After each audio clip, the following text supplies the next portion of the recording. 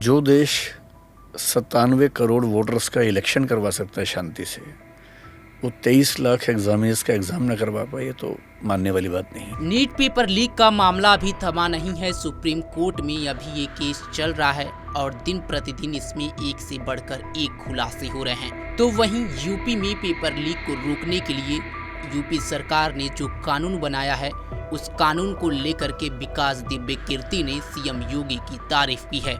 UP सरकार ने कानून बनाया है कि जो भी पेपर होंगे वो प्राइवेट संस्थानों में ना होकर के सरकारी संस्थानों में कराए जाएंगे। विकास दिव्य कीर्ति ने इसी बात को लेकर के अपनी बात रखी और इस कानून का जिक्र करते हुए उन्होंने सीएम योगी की तारीफ की है। सुनिए विकास दिव्य कीर्ति ने सीएम योगी को लेकर के क्या कुछ कहा। The current controversy which is going on about NEET, begin with that. The shock that most people have कि ये क्या हो गया, क्योंकि जो entrance एग्जाम्स है उस पर so much hope rests on students. हम लोग सब उस उम्मीद से टेस्ट लेते हैं, हमारे बच्चे वो टेस्ट लेते हैं thinking that it is absolutely honest system.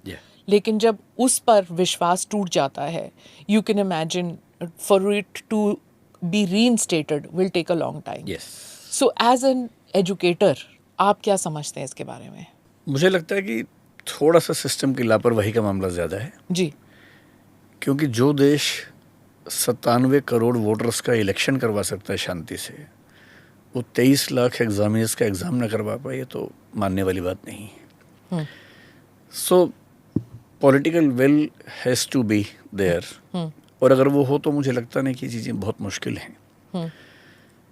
NTA जो बनाया गया 2017 में, I think that was a right step, लेकिन क्योंकि अलग अलग एजेंसीज एग्ज़ाम कंडक्ट करें तो दिक्कतें ज़्यादा हैं। If we have a specialized agency which can look after everything, then it becomes more easy.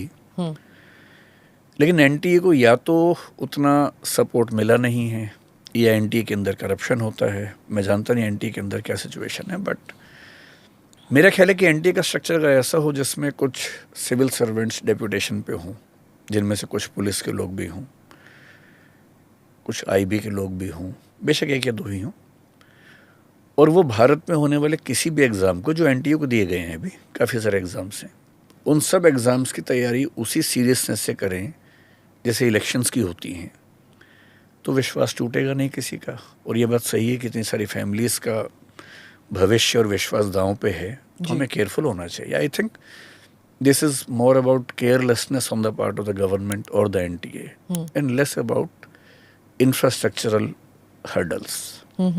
अगर suppose you were heading NTA, तो आप क्या करेक्शंस कहते हैं? जैसे 5 पॉइंट्स दे दीजिए that I would do this this this whatever, अगर 5 या 3 या जो भी आप समझे। देखिए, अभी जो एग्ज़ाम हुआ एनटीए का, उसमें 3 इश्यूज सामने आए हैं, कम से कम 3 इश्यूज।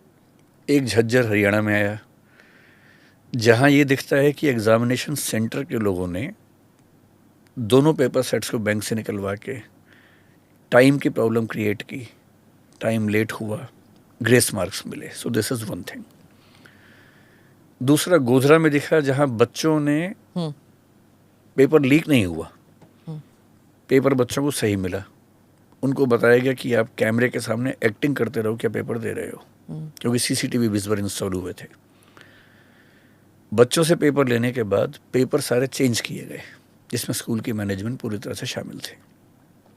तीसरा केस बिहार में दिखता है, नालंदा में, प्राइमरीली झारखंड में भी, जहाँ पेपर लीक हुआ और एक प्रोफेसर शायद वहाँ पर इन्वॉल्व है।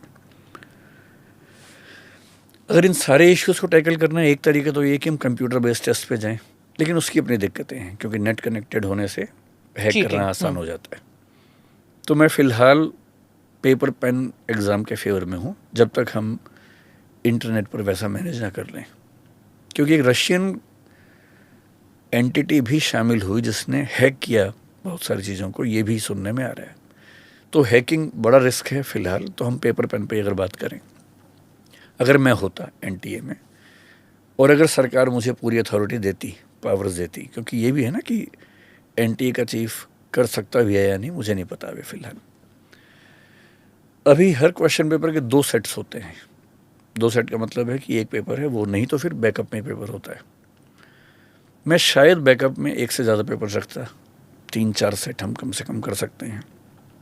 दूसरा, डिस्ट्रिक्ट एडमिनिस्ट्रेशन को मैं हर जगह सरकार से कह के इन्वॉल्व करता कि जो लोकल एसडीएम हैं और एक सेंस में डीएम भी हैं, वो जिम्मेदारी लें कि उनके यहाँ एग्ज़ाम ठीक से कंडक्ट होगा। प्राइवेट स्कूल्स, प्राइवेट कॉलेजेस को एग्जामिनेशन सेंटर में कभी ना बनने देता, क्योंकि मोस्ट ऑफ द इश्यूज वहीं से आए हैं। जी, ऐसे ही तमाम खबरों के लिए जुड़े रहे हमारे साथ और देखते रहें पंजाबकेसरी.com। धन्यवाद।